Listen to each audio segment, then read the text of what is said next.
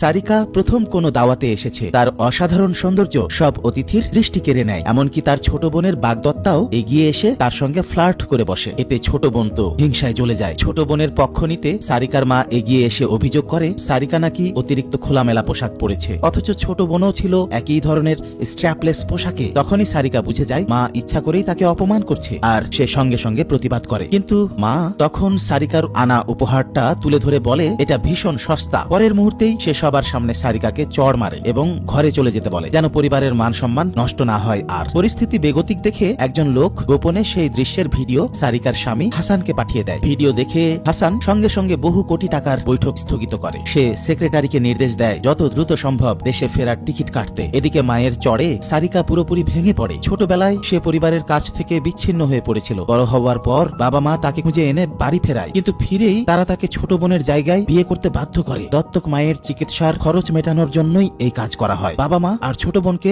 একসঙ্গে সুখে থাকতে দেখলেই সারিকার বুক ভারী হয়ে উঠত। তবে হাসান তাকে সব সময় আগলে রেখেছিল, নীরবে তার কাঁধে কোট চাপিয়ে দিত, বোঝাতো সে একা নয়। ভোজ সভায় সারিকা মাকে স্পষ্ট বলে দেয়, তুমি যদি আমাকে এতটাই ঘৃণা করো তাহলে আজ থেকেই আমাদের মা মেয়ের সম্পর্ক শেষ। অতিথিরাও তার সিদ্ধান্তে সমর্থন জানায়। চারপাশের কথা শুনে মা তড়িঘড়ি ক্ষমা চায়, কিন্তু সারিকা ক্ষমা করে না। সে মায়ের ছুঁড়ে ফেলা উপহারটি তুলে জানায় এই নেকলেস তার স্বামীর দেওয়া। কথাটা শুনে মা আতঙ্কিত হয়ে পড়ে, কারণ হাসান এলাকার সবচেয়ে প্রভাবশালী ধনী ব্যক্তি। সারিকা আর কথা না বাড়িয়ে সেখান থেকে চলে যায়। বাড়ি ফিরে সে বান্ধবীকে ভোজ সভার সব ঘটনা বলছিল। ঠিক তখনই দরজা খোলার শব্দ হয়। আরে এই যে হাসান, বিদেশ থেকে সারিকার জন্যই সে তড়িঘড়ি করে ফিরে এসেছে। হাসান তার ফোলা মুখ দেখে কারণ জিজ্ঞেস করলে সারিকা মিথ্যে বলে তার আক্কেল দাঁত তোলা হয়েছে। হাসান কিছু না বলে তাকে পোশাক বদলাতে বলে, সে তাকে কোথাও নিয়ে যাবে। অপ্রত্যাশিতভাবে হাসান তাকে নিয়ে যায় তার মায়ের বাড়িতে। ধনী জামাইকে দেখে মা খুশিতে আত্মহারা হয়ে যায়, কিন্তু হাসান ঠান্ডা গলায় বলে আপনি আমার স্ত্রীকে চড় মেরেছেন কেন, ব্যাখ্যা দিন। মা হাসি টেনে বলে সে নাকি অবাধ্য মেয়েকে শাসন করেছে। হাসান সেই অজুহাত মানে না। সে দাবি করে সারিকার মা যেন সংবাদ সম্মেলন ডেকে সবার সামনে ক্ষমা চান। ছোট বোন সঙ্গে সঙ্গে আপত্তি তোলে, এতে নাকি মায়ের অপমান হবে। হাসান পাল্টে বলে সবার সামনে আমার স্ত্রীকে চড় মারা কি